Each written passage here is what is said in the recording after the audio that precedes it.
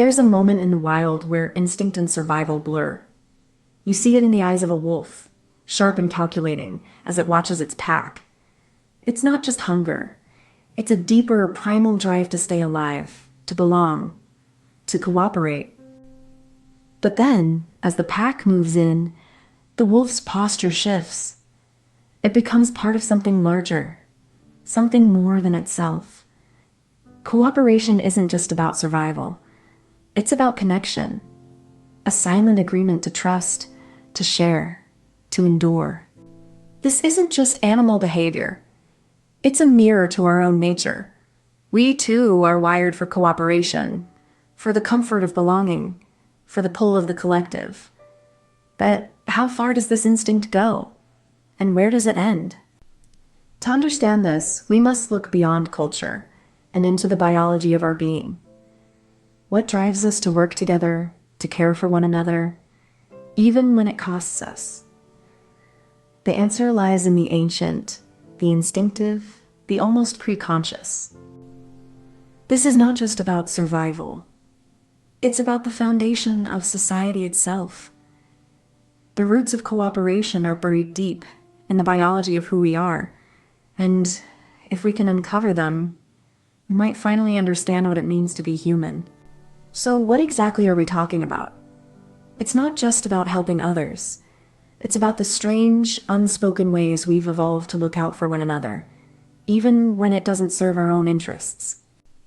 We are talking about behaviors that are not learned in the traditional sense, but are somehow instinctual, like the way a mother instinctively knows how to comfort her child, even before she has ever been taught to. These are the behaviors that define us, not just as individuals, but as members of something greater. They are the quiet, unspoken threads that connect us to each other and to our past. It's not just about survival then. It's about belonging, about the way we are wired to seek connection, to find meaning in the act of being part of something larger than ourselves. You might think this is just a story about animals, but the same instincts that shaped our ancestors are shaping our choices today. Every time you decide to help a stranger, you're not just being kind. You're following the blueprint written into your biology. Our society is built on cooperation, but cooperation isn't just a choice. It's an inherited trait. We are wired to trust, to share, to care, even when it doesn't serve us directly. This isn't altruism. It's survival encoded in DNA. By recognizing these roots, you can break free from the illusion that cooperation is a weakness. It's a strength, a force that has allowed us to thrive, to build, to create. And it's a power you carry within you every single day. So care about this not just because it's interesting, but because it's personal. It's about understanding yourself, your choices, and the invisible threads that bind you to others. That's what makes us human. Not just in thought, but in instinct. We start in the shadow of the Great Rift Valley, where early hominins first began to look beyond their own survival. It was here, among the dust and stone, that the first glimmers of cooperation flickered across the dark canvas of human evolution. As our species spread across the globe, so too did the need for cooperation grow. From the dense forests of Southeast Asia to the arid plains of Africa, the challenges of survival forced early humans to rely on one another in ways that were both practical and profound. The rise of agriculture marked a turning point, as communities grew and the division of labor became necessary. Cooperation was no longer just about survival. It became a tool for building societies that could endure and thrive. With the advent of cities and states, cooperation evolved into something more complex, a balance of trust, hierarchy, and shared purpose. These structures allowed for the development of culture, law, and institutions that defined the human experience. Throughout history, cooperation has been both a necessity and a choice. It shaped the rise of empires, the fall of civilizations, and the emergence of modern societies, a testament to the power of collective action in the face of uncertainty. Imagine you're in the forest and you see a bird. It doesn't just fly away, it helps you find your way home. That's how cooperation starts, not with words, but with trust. You don't know why the bird is helping, but you feel safe. That's instinct. Your body knows something is right, even if your brain doesn't understand it yet. You start to notice other animals doing the same. Helping, guiding, even sharing. It's not because they're kind, but because it works. That's the first step to being part of something bigger. And one day, you realize you're not just following the bird anymore. You're part of the forest. That's how cooperation begins, not with words, but with shared trust in the world around you.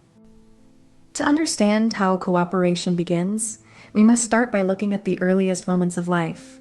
Before culture, before language, there was biology. Genes, instincts, and the raw, unfiltered drive to survive. This moment is not random. Evolution has shaped every creature to seek safety, food, and shelter. But survival is not just about individual success. It's about being part of a group that can endure the elements and the threats of the wild. Instincts are not just about survival. They are the building blocks of behavior. They guide how we respond to others, how we react to danger, and how we begin to form the bonds that will eventually shape society. These instincts are not static. They evolve, adapt, and change in response to the world around them. But at their core, they remain the same, deeply rooted, ancient, and essential to the way we live and interact with one another. When we cooperate, it's not just a choice. It's a biological impulse. Our bodies are wired to seek connection, to mirror others, and to feel the weight of shared purpose. This mirroring isn't random. It's a form of neural synchronization, where our brainwaves align with those of others, creating a shared rhythm of thought and action. This synchronization is reinforced by hormones like oxytocin, which flood our system when we connect, making us feel safer, more trusting, and more inclined to cooperate. But cooperation isn't just about feeling good. It's about survival. Our biology pushes us to invest in others, not just because it feels good, but because it increases our chances of thriving as a group. It's a delicate balance between individual needs and collective goals, between instinct and the demands of society. And this balance is what shapes our behavior, our choices, and our relationships. Now, the real genius of this system becomes clear. The gene doesn't just promote cooperation. It subtly encourages the individual to outcompete others who lack the same trait. This creates a quiet, evolutionary arms race. This isn't about being nicer. It's about being smarter. The cooperative gene gives a selective advantage, not through altruism, but through strategic positioning in a social hierarchy. The twist is that cooperation is not just a moral choice. It's a calculated move, one that ensures the individual survives and thrives by leveraging the strength of the group. This is how evolution turns the instinct for self-preservation into a tool for collective survival. The gene is both selfish and selfless, depending on how you look at it. The clever twist is that cooperation is not a surrender to the group. It's a refined strategy, a way to outlive the competition while still thriving within the pack. Beneath the surface of human society, there's a quiet, ancient rhythm, a biological echo of cooperation that predates language and culture. It's the same impulse that drives ants to build intricate colonies, or wolves to defend their pack.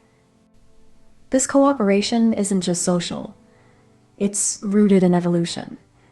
Our brains, shaped by millennia of survival, are wired to trust, to share, to protect, even in the absence of conscious thought. It's not about choosing to be kind. It's about being kind by design. Our biology doesn't demand it, but it enables it, offering a foundation that society can build upon, refine, or even distort. And so the science hums, a quiet, persistent current that flows through every human connection, every act of trust, every shared moment of cooperation. It's not grand, but it's fundamental. Imagine a group of ants, each following a path they've never seen before, yet somehow moving in perfect harmony. They don't think, they don't plan. They just follow the scent of their own trail, and in doing so, they build a civilization. This is the power of instinct. Not intelligence, not reasoning, but a deep inherited code that allows organisms to work together without ever needing to understand why. We humans often mistake this for cooperation, but it's more like a dance of chemistry, a system of signals and responses that has evolved over millions of years. So when we look at our own societies, perhaps we should ask, are we following a trail laid down by instinct, or are we building something new, something that might one day be seen as the next stage in the same ancient dance? In the end, the line between instinct and society may be thinner than we think. A subtle shift in the way we move, think, and connect, all rooted in the same ancient primal code. Comment this emoji if you made it to the end. Imagine a world where survival was a daily battle, where every step you took was a gamble against nature. This is where humanity began, not with grand cities or empires, but with a single, simple question. How do we live together? In this harsh world, individuals could not survive alone. Cooperation became not just an option, but a necessity. It was the foundation of everything that followed. This is the story of how human cooperation turned survival into civilization, and how it built the empires that shaped our world. It's a story that begins not with kings or conquests, but with the quiet, unspoken agreement that we would help each other survive. And in that act of mutual aid, something extraordinary was born. The spark of civilization itself. When we talk about the rise of civilization, we're not just talking about bricks and empires. We're talking about the moment when humans stopped being isolated, scattered beings, and began to build something bigger than themselves. It was not the strength of one individual that built the first cities, but the collective will of many. This is the story of how cooperation, not conquest, became the foundation of human progress. We are exploring the roots of cooperation. The shared labor, the shared knowledge, the shared responsibility that allowed early societies to grow and endure. This is not a story of war and glory, but of quiet, persistent effort. It's the story of how humans learned to trust each other, to build, to learn, and to create something that would outlive them. By understanding this, we can see that the rise of civilization was not a sudden leap, but a slow, deliberate evolution of human cooperation, the kind that still defines our world today. You might think this is just history, but it's the blueprint for how we build today. Every system we trust, justice, trade, science, was once a fragile experiment in cooperation. The same forces that built the pyramids and the Parthenon are shaping the algorithms and AI we rely on now. They are the invisible hands that make our modern world work. Understanding how civilizations rise and fall gives us a deeper respect for the complexity of human progress. It's not just about power. It's about trust, shared purpose, and collective will. The more we recognize the weight of history, the more we can shape the future. The lessons of cooperation are not just for the past. They are for the world we are building right now. From the earliest tribes to the first cities, humans built empires not through conquest, but through shared purpose. The seeds of civilization were sown in the fertile valleys, where cooperation transformed survival into something greater. As people gathered in cities, they created systems of law, writing, and trade. These were not accidents. They were the logical result of a society that chose to build rather than destroy. From the Nile to the Indus, from the Yellow River to the Ganges, the same pattern emerged: cooperation, innovation, and the gradual building of something enduring. These were not just civilizations. They were experiments in human unity. And so, with every generation, the question remains, what will we build together? The past shows that it is not strength alone that shapes history, but the will to create, to share, and to endure. Imagine you're in a village with your friends. You all help each other build houses, grow food, and take care of babies. That's how people started working together to make big things happen. When you help someone, they help you back.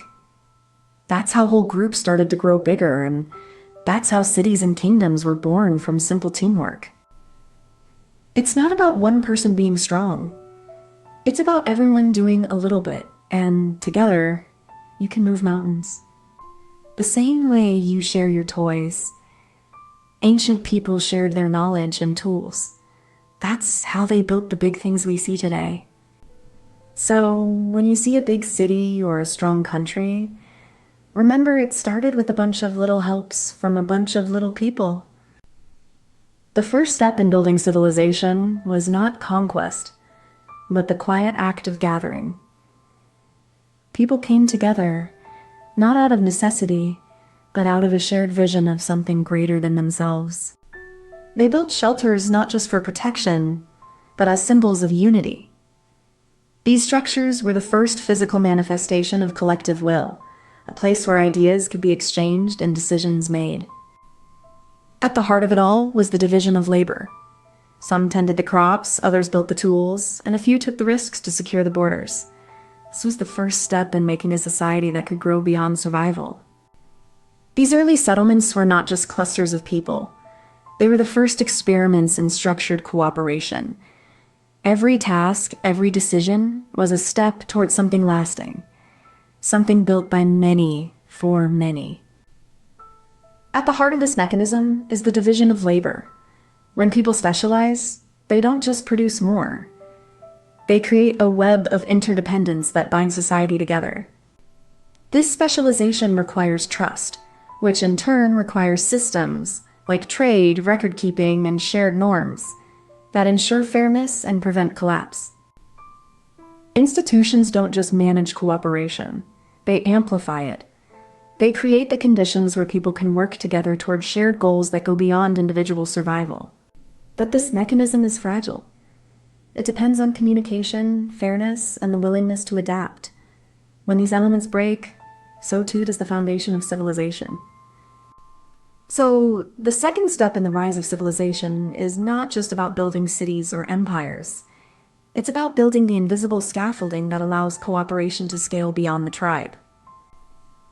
The clever twist comes when people start to think beyond the tribe. They realize that sharing knowledge and resources can create something greater than the sum of its parts. This shift from competition to collaboration is the hidden engine of progress. They begin to trade not just goods, but ideas. A farmer shares a new method of irrigation with a neighboring village, and in return, receives tools made from metal. This exchange is the first step toward a shared civilization. This shift from isolated survival to collective effort is what allowed civilizations to rise. It's not just about power, but about vision. Someone must see the possibility of something bigger than themselves. The clever twist is not in the tools or the weapons, but in the mindset. It's the recognition that we are not just individuals, but part of something greater. And that realization is the true foundation of civilization. Beneath the grandeur of empires, there's a quiet hum of science, a rhythm of atoms, energy, and the invisible forces that bind everything together. Weaving through history, the same laws of physics that shaped the first tools also shaped the first cities, a silent, universal language that all civilizations speak. This hidden science wasn't just about power or control. It was about understanding the world, and in doing so, understanding ourselves. The tools we built, the systems we designed, all trace back to that first spark of curiosity, a desire to know, to shape, to create. It's not the monuments that define us, but the invisible forces that enabled them, the science that hummed beneath the rise of civilization. Imagine a group of ants, each carrying a tiny piece of food, moving in perfect harmony, not because they're smart, but because they're connected to the whole.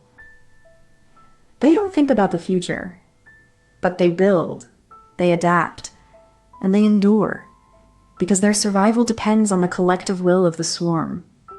Human civilization, in many ways, is no different. We don't build empires out of brilliance, but out of necessity, trust, and the shared effort of the many. We are not ants, but we are still part of a greater whole.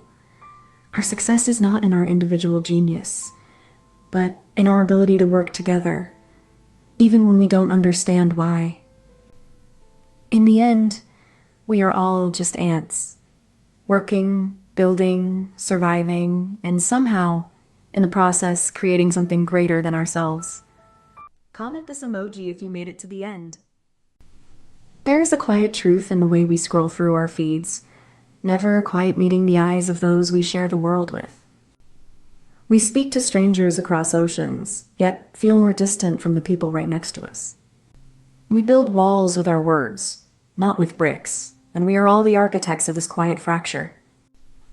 What if the greatest challenge of our time isn't what divides us, but what we forget to see when we're too busy looking away? This is not a story about division. It's a story about the silence that grows louder every day.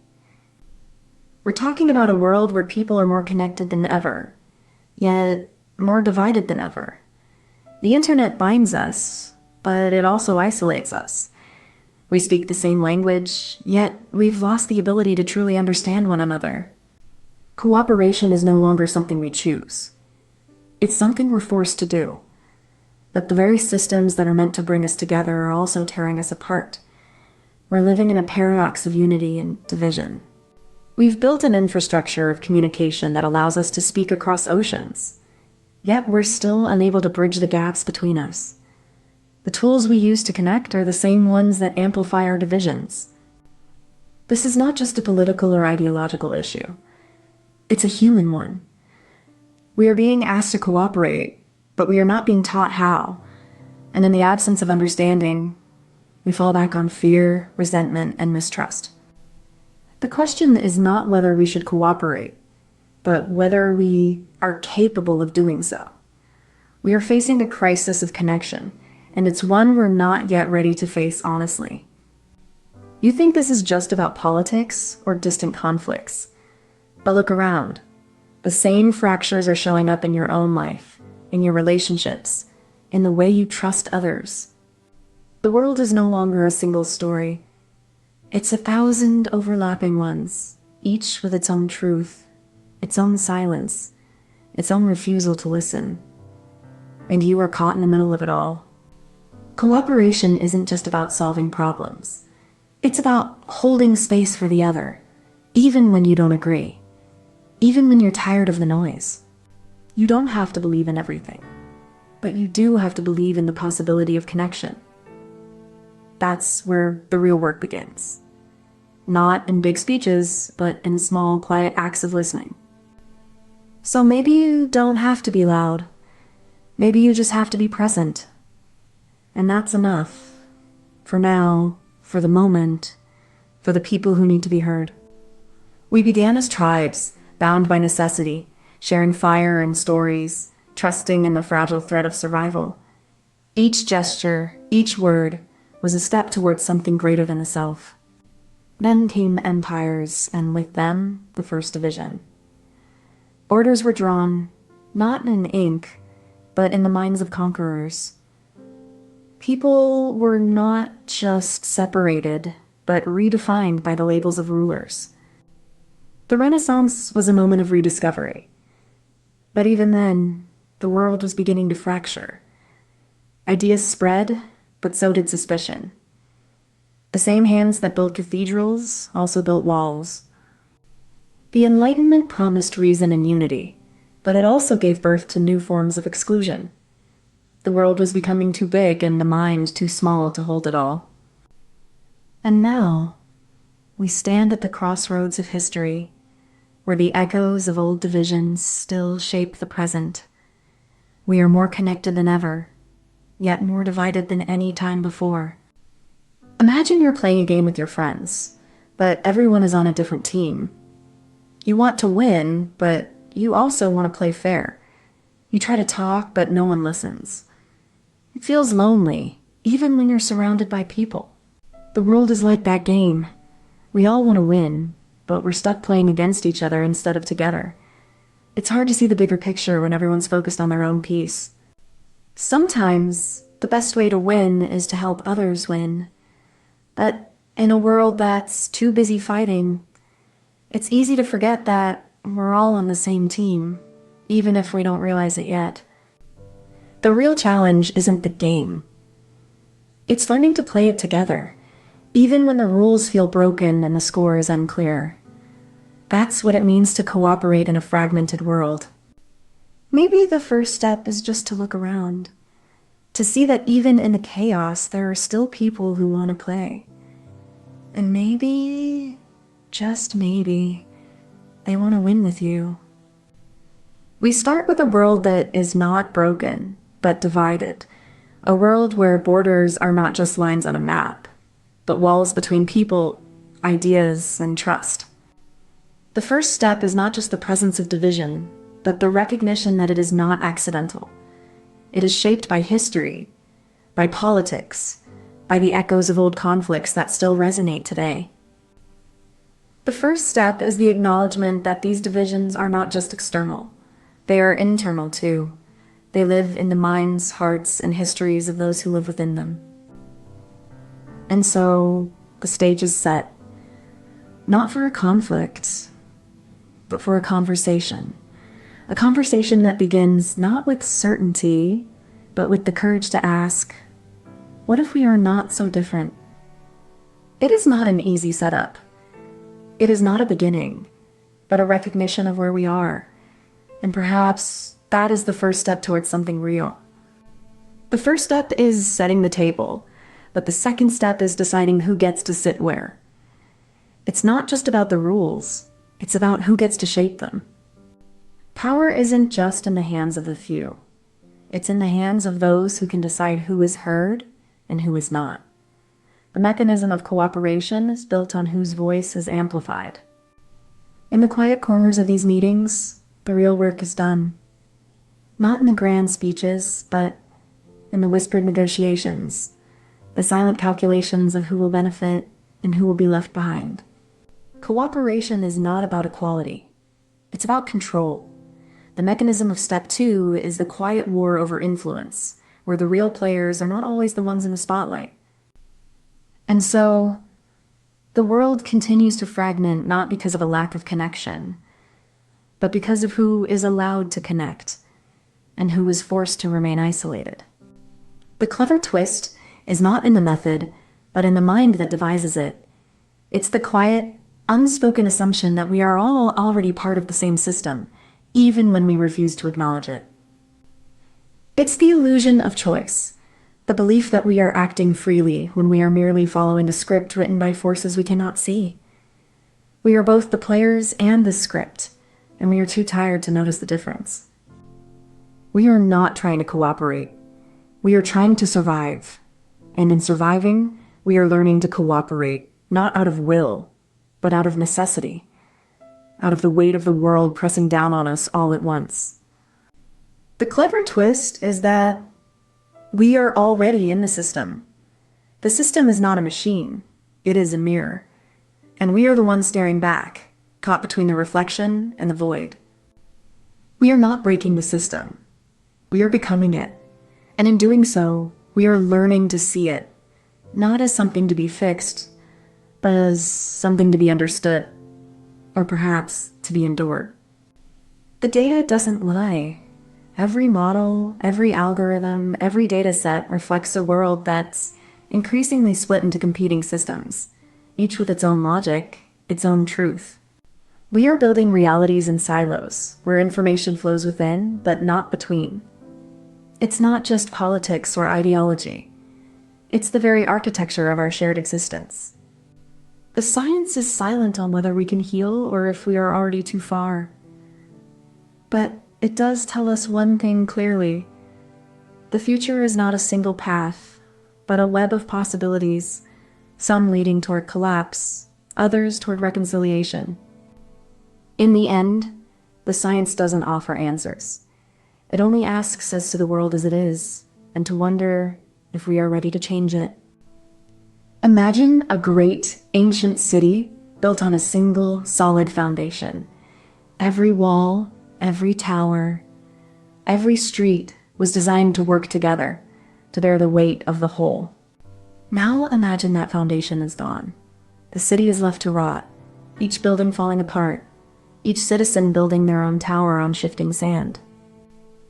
We are all those towers now, each of us a separate structure, built on uncertain ground, reaching for the sky, but never quite touching the same stars. But perhaps the beauty of this analogy lies in its simplicity. A city built on sand is not a failure. It is a reflection of a world that has lost its foundation, yet still tries to stand. We may be gloriously dumb, but in that dumbness, we are honest. We are not pretending to be something we are not. We are just trying to build, even when the ground is shifting beneath us. Comment this emoji if you made it to the end. I remember the first time I saw a family of ants working together, each one carrying a grain of sand, moving in perfect rhythm. It wasn't just survival. It was something deeper, something we've forgotten how to see. We're built for connection.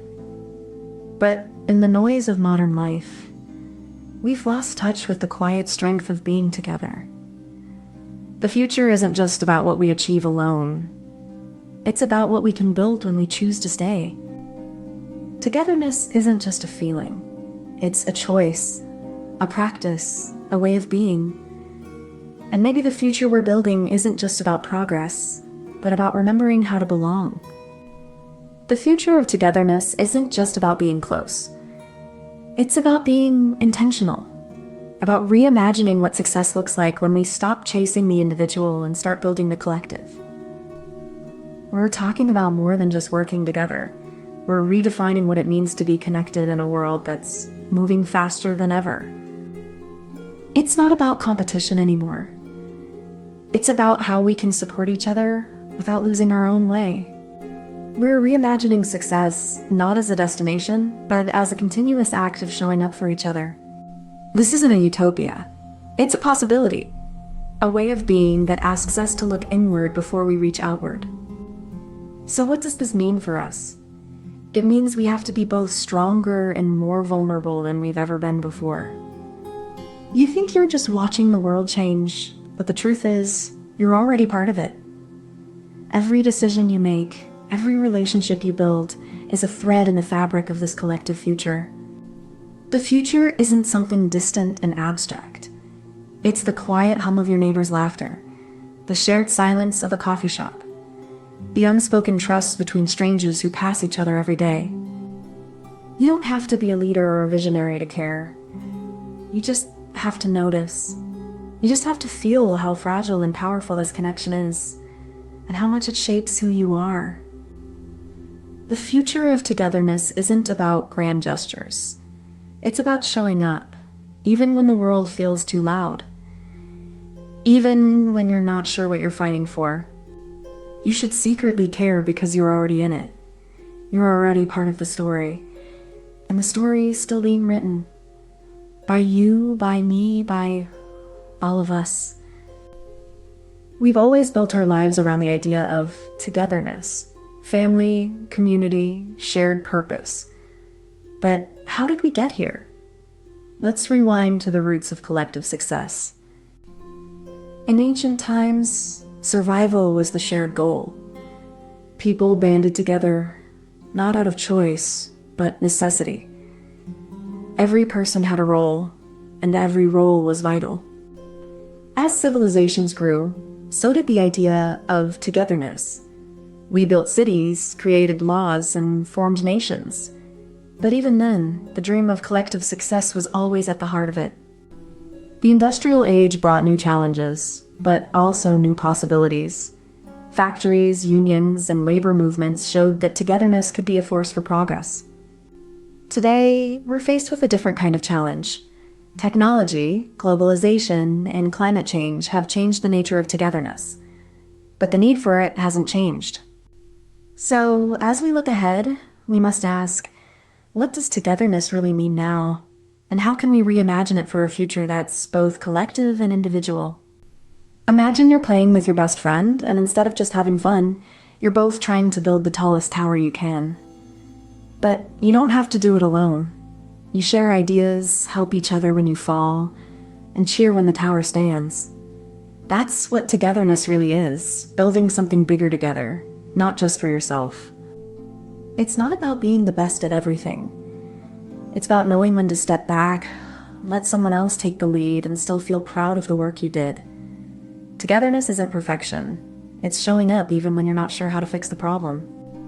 When you're together, you don't just share the same space. You share the same dreams. You don't have to have the same goals, but you can help each other reach them. That's what makes togetherness special. It's not about being the same. It's about being enough for each other. In the end, togetherness isn't just about what you build together. It's about who you become because of it. You're not just building a tower.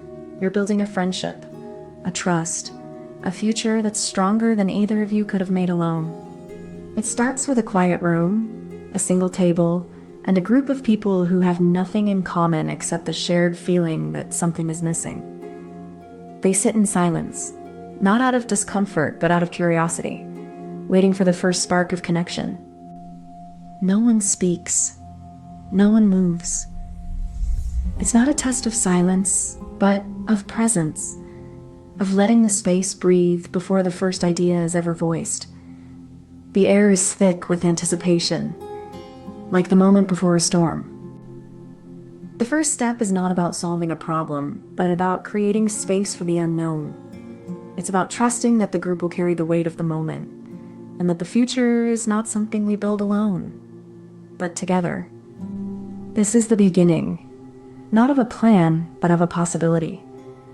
It's the quiet before the storm, the breath before the leap, the moment when we realize that togetherness is not a destination, but a choice we make every day.